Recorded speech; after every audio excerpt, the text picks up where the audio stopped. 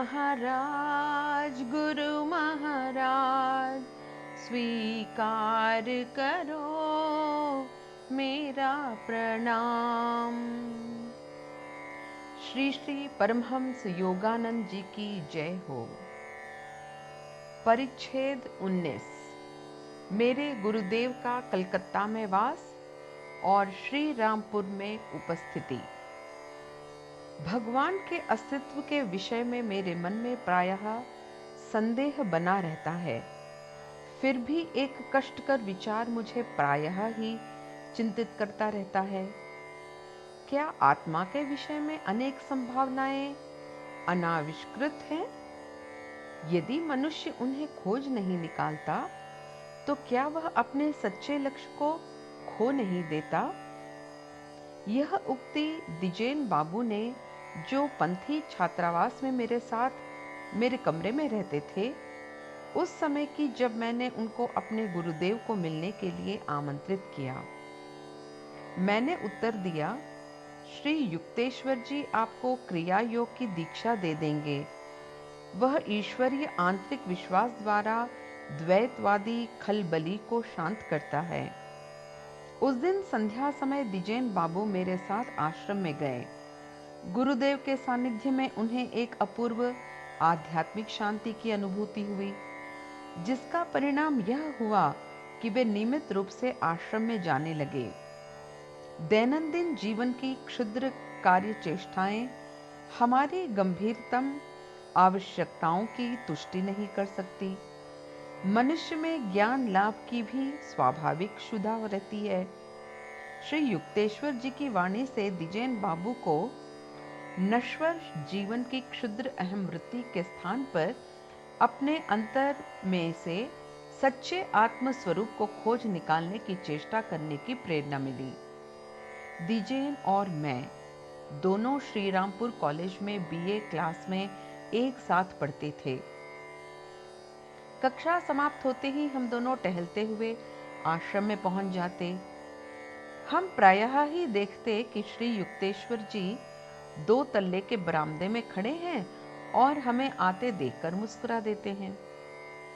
एक दिन संध्या समय हम दोनों आश्रम के दरवाजे पर पहुंचे ही थे कि आश्रमवासी कन्हाई नामक एक बालक ने एक निराशाजनक समाचार सुनाया। गुरुदेव यहाँ नहीं हैं। एक आवश्यक सूचना पाकर वे कलकत्ता गए हैं। दूसरे दिन ही गुरुदेव का एक पोस्ट कार्ड मिला। उन्होंने लिखा था, मैं बुधवार को प्रातःकाल कलकत्ता से प्रस्थान करूंगा। तुम और द्विजेन प्रातःकाल 9 बजे श्रीरामपुर स्टेशन पर मिलो। बुधवार को प्रातःकाल लगभग 8:30 बजे मेरे मन में गुरुदेव का टेलीपैथी द्वारा भेजा संदेश प्रकट हुआ, मैं रुक गया हूं, 9 बजे की गाड़ी पर मत पहुंचो। मैंने दिजेन बाबू को जब नवीनतम संदेश सुनाया तब वे कपड़े पहनकर स्टेशन जाने के लिए तैयार खड़े थे। तुम और तुम्हारी अंतर्ध्वनि। पर मैं तो गुरुजी के लिखित संदेश पर ही अधिक विश्वास करता हूं। मेरे मित्र की वाणी में कुछ तिरस्कार था। मैं अपने कंधे सिकोड़कर चुपचाप बैठ गया। दिजेन बाबू क्रोध से बड़बड़ाते हुए दरवाजे की ओर चल पड़े और उसे जोर से बंद करते हुए बाहर निकल गए। कमरे में जरा अंधकार होने के कारण मैं सड़क के सामने वाली खिड़की पर जा खड़ा हुआ। सूर्य का क्षीण आलोक हठात एक प्रखर ज्योति में परिवर्तित हो गया, जिसमें से लोहे की छड़ वाली खिड़की न जाने कहां अदृश्य हो गई। इस प्रकार ज्योति की पृष्ठभूमि में श्री युक्तेश्वर जी की स्पष्ट आकृति दिखाई पड़ी। मैं तो विस्मय विमूढ़ सा हो गया और जल्दी से कुर्सी से उठकर उनके चरणों में नत जानू होकर बैठ गया। चिर अभ्यस्त ढंग से उनके पद त्राणों का स्पर्श करते हुए मैंने उन्हें भक्ति भाव से प्रणाम किया। टाट के तल्ले वाले नारंगी रंग के कैनवास से निर्मित वे पद त्राण मेरे चिर परिचित थे। उनका गेरुआ वस्त्र उड़ उड़कर मेरे शरीर का स्पर्श कर रहा था। मैंने न केवल उनके गेरुए वस्त्र का अपितु उनके जूते के खुरदरेपन और उनमें दबे हुए उनके पैरों की अंगुलियों को भी स्पष्ट अनुभव किया था। आश्चर्य से अवाक खड़ा होकर मैं उनकी ओर जिज्ञासु दृष्टि से देखने लगा। गुरुदेव ने शांत और स्वाभाविक स्वर में कहा, मैं प्रसन्न हूं कि तुमने मेरा मनः संदेश ग्रहण कर लिया। अब कलकत्ता का मेरा काम पूरा हो गया है और मैं 10 बजे की गाड़ी से आ रहा हूं। मैं अब भी उनकी ओर अवाक भाव से देख रहा था। इस पर श्री युक्तेश्वर जी ने पुनः कहा, यह मेरा भूत नहीं बल्कि रक्त मांस युक्त शरीर ही है। मैं ईश आज्ञा से ही तुमको यह अनुभव प्रदान कर रहा हूं जो पृथ्वी पर अत्यंत दुर्लभ है। स्टेशन पर मुझे मिलो। तुम और दिजेन दोनों ही मुझे इसी वेश में अपनी ओर आते दिखोगे। मेरे आगे आगे एक छोटा लड़का भी चांदी का घट लिए चलता दिखाई पड़ेगा। मेरे गुरु ने अस्फुट स्वर में आशीर्वाद देते हुए मेरे सिर पर हाथ रखा।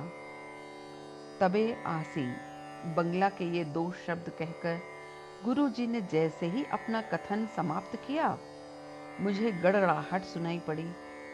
उस तीक्ष्ण प्रकाश में उनका शरीर धीरे धीरे विलीन होने लगा। पहले उनके दोनों चरण और पैर अदृश्य हो गए। उसके बाद उनका धड़ और मस्तक लुप्त हो गए, जैसे लेखापट को कोई लपेट रहा हो। अंतिम क्षण तक मुझे अपने केशों पर उनकी उंगलियों के मृदु स्पर्श का अनुभव होता रहा। अब वह प्रखर प्रकाश भी लुप्त हो गया। अंततः मेरे सामने छड़ वाली खिड़की और म्लान सूर्य प्रकाश के अतिरिक्त कुछ नहीं रह गया था। मैं अर्ध संज्ञा भ्रंश सा रह गया। मैं मन में प्रश्न कर रहा था कि कहीं मैं चित्त भ्रम का शिकार तो नहीं बन गया हूं। उसी समय विफल मनोरथ दिजेन बाबू ने कमरे में प्रवेश किया। उन्होंने क्षमा याचना के स्वर में बताया, गुरुदेव ना तो 9 बजे की गाड़ी से आए न 9:30 बजे की गाड़ी से ही। अच्छा, अब पुनः चलो। गुरुदेव 10 बजे की गाड़ी से आ रहे हैं। यह कहकर मैंने दिजेन का हाथ पकड़ा और उनकी आपत्ति पर ध्यान न देते हुए उन्हें जबरदस्ती स्टेशन की ओर खींचते गया। लगभग 10 मिनट में हम लोग स्टेशन पहुंच गए। ट्रेन भी वहां धुआं छोड़ती हुई आ खड़ी हुई। मैं आनंद से चीख उठा। पूरी गाड़ी गुरुदेव के प्रकाश से झलमला रही है। वह रहे गुरुदेव। दिजेन ने उपहास की हंसी हंसते हुए कहा, तुम्हें ऐसे स्वप्न आते हैं? रुको, हम यहीं प्रतीक्षा करें। इसके बाद मैंने दिजेन बाबू को पूरा विवरण बता दिया कि गुरुदेव हमारे पास किस रूप में आएंगे। मैंने यह कहना समाप्त किया ही था कि श्री युक्तेश्वर जी आते दिखाई पड़े। उन्होंने वही वस्त्र धारण कर रखे थे जिन्हें मैंने थोड़ी देर पहले देखा था। वे धीरे धीरे आ रहे थे। उनके आगे चांदी का घट लिए एक छोटा बालक आ रहा था। अपने विचित्र एवं अपूर्व अनुभव का स्मरण कर क्षण भर के लिए मैं भय से सिहर उठा। मुझे ऐसा प्रतीत हुआ कि 20वीं शताब्दी का हमारा यह भौतिक विश्व धीरे धीरे मेरे पास से सरक रहा है।